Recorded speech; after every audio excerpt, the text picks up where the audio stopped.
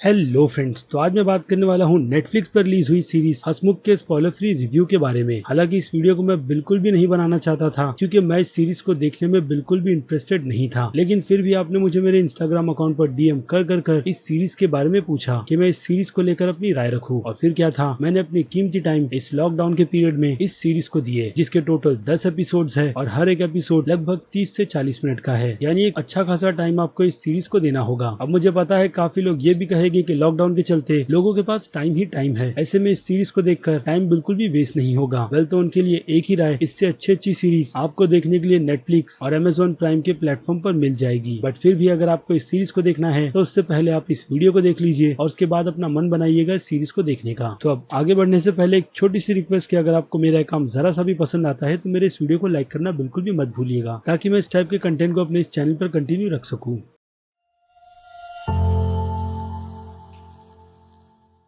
So friend, start की ही बातचीत से आपको ये बात साफ साफ पता चल गई होगी कि मुझे नेटफ्लिक्स की ये इंडियन कंटेंट की सीरीज बिल्कुल भी पसंद नहीं आई है। जी हाँ, यानी नेटफ्लिक्स की तरफ से नेटफ्लिक्स इंडिया की तरफ से एक और कचरा हमारे सामने रख दिया गया, जिसे देखकर सच में मैं बहुत ज्यादा डिसअपॉइंट हुआ हूँ। वो भी सिर्फ इसलिए कि एक अच्छे कंटेंट को पूरी तरीके से बर्बाद कर दिया गया, वो भी जल्दबाजी में आकर। क्योंकि देखा जाए तो इस सीरीज के टोटल 6 राइटर्स है और 6 राइटर्स ने मिलकर एक ऐसी खिचड़ी तैयार की जो सही से पकी तक नहीं। जी हाँ, यानी राइटर्स को ये नहीं पता था कि वो इस अच्छे से कंटेंट को आगे किस तरीके से कंटिन्यू करे, और जल्दबाजी में उन्होंने इसके 10 एपिसोड्स को इतना ज्यादा लंबा कर दिया, जिसके फर्स्ट एपिसोड को देखकर आपको बहुत ही अच्छा लगता है कि इस बार नेटफ्लिक्स इंडिया की तरफ से एक अच्छा कंटेंट आपको देखने मिल रहा है। और मेरा रिएक्शन भी कुछ इसी तरीके का था, जहाँ पर मैं यही सोच रहा था कि मैंने इस सीरीज को पहले क्यों नहीं देखा। उसके बाद सेकेंड एपिसोड में मेरी एक्साइटमेंट और बड़ी इस सीरीज को लेकर, जिसके बाद मैं सोचने लगा कि अब आगे होगा क्या। और फिर third, fourth, fifth, sixth episode से लेकर चीजें बस एक ही हिसाब से चलती जा रही थी और मेरा दिमाग खराब होता चला गया। यानी दिखाने के लिए सीरीज में सेकेंड एपिसोड तक ही क्रिएटर्स के पास कंटेंट था और बाकी सभी चीजों में एक ही चीजों को रिपीट किया गया है कि किस तरीके से हंसमुख जो लोगों को हंसाने का काम करता है। जी हाँ, ये कैरेक्टर का नाम रखा गया है ताकि हम नाम सुनकर ही हंसे, यानी नाम से ही कैरेक्टर का पैशन पता चल जाता है कि वो स्टेज पर लोगों को हंसाने का ही काम करेगा। लेकिन यहाँ पर यह हंसमुख लोगों को सड़े सड़े जोक सुनाता है, जो मुझे लगता है राइटर्स ने जानबूझकर लिखा है, खास करके पति पत्नी के जोक, जिन पर हम पहले कपिल शर्मा के शो में बहुत ज्यादा हंसते थे। लेकिन अगर सच में कहूँ तो कपिल शर्मा के शो में पति पत्नी के डायलॉग्स पर मैं आज तक नहीं हंसा था, क्योंकि मुझे वो जोक आज भी अच्छे नहीं लगते। यानी एक तरीके से देखा जाए तो इस सीरीज में पति पत्नी के जोक्स को इसलिए यूज किया गया है ताकि उन लोगों के फेस पर एक जोरदार थप्पड़ मारा जा सके जो लोग ऐसे बेकार और घटिया जोक्स पर हंसते थे। इसलिए हंसमुख का कैरेक्टर भी बार बार बीच में आकर हमसे यही कहता है कि थोड़ा मुस्कुराइए, क्या हुआ, कोई मर गया है क्या। और रही बात अब प्लॉट की, तो कहानी वही है जो हमने ट्रेलर में देखी, यानी हंसमुख को एक अच्छा कॉमेडियन बनना है, लेकिन उसके गुरु, जिनका रोल इस सीरीज में मनोज पावर ने प्ले किया है गुलाटी का, वो उसे आगे बढ़ने नहीं देता, जिसके बाद वो गुलाटी का मर्डर कर देता है, जो कि स्पॉइलर नहीं है, और जाकर उसी जोश में स्टेज पर आग लगा देता है। यानी सभी को हंसाता है सड़े और बेकार से घटिया जोकर। जिसके बाद क्या है, उसका साइड की जिमी, जिसका रोल इस सीरीज में प्ले किया है रणवीर शौर्य ने, वो उसके टैलेंट को पकड़ लेता है और उसके पहले मर्डर को भी। जिसके बाद जिमी ही हंसमुख को ये सलाह देता है कि जब भी वो स्टेज पर जाएगा तो वहाँ पर जाने से पहले उसे एक मर्डर करना होगा, ताकि वो स्टेज पर बहुत ही अच्छा परफॉर्म करे। और फिर हंसमुख अपने करियर में आगे बढ़ना शुरू कर देता है। यहाँ पर इन लोगों की लिस्ट निकलती है बुरे लोगों को मारने की, क्योंकि अच्छे लोगों को मारकर दुनिया से अच्छाई को क्यों खत्म करना, इसलिए बुरे लोगों को ही टारगेट बनाया जाता है। जिसके बाद आगे इन्हें मुंबई भी बुलाया जाता है स्टेज पर परफॉर्म करने के लिए, यानी कपिल शर्मा जैसे शो के लिए, जिसके जज रवि किशन भी है। और सच में उनका कैरेक्टर इतना घटिया तरीके से लिखा गया है ना, जिसे देखकर मुझे बार बार बहुत ज्यादा गुस्सा आ रहा था। और पता नहीं क्यों रवि किशन ने भी इस कैरेक्टर का रोल प्ले कर लिया, जबकि अगर देखा जाए तो रवि किशन को इस सीरीज में हंसमुख के कैरेक्टर का रोल प्ले करना था, क्योंकि उनके बोलने का एक्सेंट कैसा है आप सभी को पता है। और बात करें वीर दास के कैरेक्टर की, तो उनका कैरेक्टर इस सीरीज में सहारनपुर का दिखाया गया है, और जिस टाइप का एक्सेंट वीर दास ने इस फिल्म में पकड़ा है वो बिल्कुल ही आर्टिफिशियल लगता है, यानी तोड़ मरोड़ कर बनाया गया, जो रवि किशन काफी अच्छी तरीके से इस सीरीज में बोल लेते। और अच्छा होता कि वीर दास को रवि किशन का रोल दिया जाता, यानी एक जज का, क्योंकि अगर वीर दास के करियर पर भी नजर डाले तो वो जितने भी कॉमेडी शोज करते हैं सारे के सारे इंग्लिश में होते हैं, बट यहाँ पर उन्हें एक देसी कैरेक्टर का रोल दिया गया जो उनके कैरेक्टर से बिल्कुल भी मैच नहीं होता। और आप सभी को पता होगा कि महान क्रिटिक्स जो यूट्यूब पर बैठे हैं वो वीरदास के कैरेक्टर हसमुख को जोकर से भी कंपेयर कर रहे हैं, जो जोकर के आसपास भी खड़ा नहीं होता, क्योंकि इस कैरेक्टर को जिस ढंग से लिखा गया था वो लिखावट बहुत ज्यादा अच्छी थी, बट उसकी प्रेजेंटेशन बहुत ही ज्यादा बुरी की गई है। यानी कास्टिंग डिपार्टमेंट भी यहाँ पर बहुत बुरी तरीके से फेल हुआ है। और बस नेटफ्लिक्स इस शो को प्रोड्यूस कर रहा था तो जल्दबाजी में एक सड़ी हुई खिचड़ी यानी आधी पकी हुई हमारे सामने बनाकर रख दी गई। इसके अलावा कहानी में आगे क्या होगा और क्या हसमुख एक अच्छा कॉमेडियन के साथ साथ एक अच्छा सीरियल किलर बन भी पाएगा या नहीं, वही इस पूरे सीरीज का फोकस है, जिसे आधे नोट पर एंड कर दिया गया, क्योंकि सीजन 2 भी बनाना है सीरीज का, जो मुझे नहीं लगता है कि बनना चाहिए, क्योंकि सीजन 1 ने ही मुझे बहुत ज्यादा बोर किया है। बट हाँ, सीरीज के स्टार्ट के 2 एपिसोड्स और आखिरी एपिसोड में अच्छा खासा ट्विस्ट दिया गया है। और बस यही चीज इस शो में बहुत ज्यादा अच्छी है, जिसे निखिल हडवानी की तरफ से अच्छी तरीके से प्रेजेंट नहीं किया गया। इसके अलावा डायरेक्शन की बात करें तो जी हाँ, शो का बजट अच्छा है, इससे डायरेक्शन भी शो का अच्छा ही है। एडिटिंग के मामले में शो बहुत ही ज्यादा सुस्त है और बोरिंग भी। इसलिए अब बाकी की डिटेल मैं इसकी रेटिंग के टाइम पर डिस्कस कर लेता हूँ, जिनमें अगर मैं बात करूँ इस शो के एक्शन की तो जी हाँ, सीरीज में एक्शन दिखाए गए हैं, जिसके चलते एक्शन को मैं दूंगा 5 में से आधे स्टार की रेटिंग। और आ जाए कॉमेडी पर, जैसे कि मैंने कहा शो की कॉमेडी हमें बिल्कुल भी नहीं हंसाती, जिसके चलते ये रेटिंग 5 में से आधे स्टार की बनती है। और अब आ जाए ड्रामा पर, तो ड्रामा यहाँ पर 5 में से 3 स्टार ले जाते हैं। अगर इस सीरीज को और ज्यादा अच्छा बनाया जाता तो सच में मैं इस शो को 5 में से 4.5 स्टार की रेटिंग देता, जो अनफॉर्चुनेटली हुआ नहीं। और हॉरर की रेटिंग 5 में से 0 स्टार की ही रहेगी। इसके बाद आ जाए सस्पेंस पर, तो सस्पेंस को भी मैं 5 में से 1.5 स्टार की रेटिंग दूंगा, क्योंकि एंड का ट्विस्ट थोड़ा हटकर था। और बात करें मासेस ऑडियंस की, तो जी हाँ, ये शो मासेस ऑडियंस को पसंद आएगा, जिसके चलते उनके नजर में इस शो की रेटिंग B+ की बनती है। और बात करें क्रिटिक्स की, तो क्रिटिक्स को शो बिल्कुल भी पसंद नहीं आया है, जिसके चलते उनके नजर में इस शो की रेटिंग B- की। और बात करें मेरी, तो मुझे भी ये शो कुछ खास ज्यादा अच्छा नहीं लगा, जिसकी पूरी डिटेल और मेरा पर्सनल ओपिनियन मैंने आपको इस वीडियो में दिया है, जिसके चलते ये रेटिंग सीधे सीधे C+ की बनती है। और अब जाते जाते मेरी रिक्वेस्ट यही रहेगी कि अगर आपको आपके इस लॉकडाउन के टाइम को वेस्ट नहीं करना तो इस सीरीज से कोसों दूर रहे, और इससे अच्छा हॉटस्टार की सीरीज 100 देख ले, जो इस शो से लाख गुना अच्छा है। कल तो ये थी मेरी राय नेटफ्लिक्स पर रिलीज हुई सीरीज हसमुख को लेकर। तो अब आपकी क्या राय है इस शो को लेकर, उस बारे में मुझे कमेंट कर जरूर बताइएगा कि अगर आपने ये शो देखा है तो आपको ये शो पसंद भी आया है या नहीं। और इसी के साथ साथ अगर आपको मेरा काम जरा सा भी पसंद आया है तो मेरे इस वीडियो को लाइक करना बिल्कुल भी मत भूलिएगा। और अगर आप मेरे चैनल पर नए हैं तो मेरे चैनल को सब्सक्राइब भी कर लीजिए, लगे हाथ तो उस बेल आइकन को भी क्लिक कर दीजिएगा, ताकि मैं चैनल पर जब भी कोई नई वीडियो अपलोड करूँ आपको उसकी नोटिफिकेशन सबसे पहले मिले। तो चलिए अब मिलते हैं आपसे अगले वीडियो में। Till then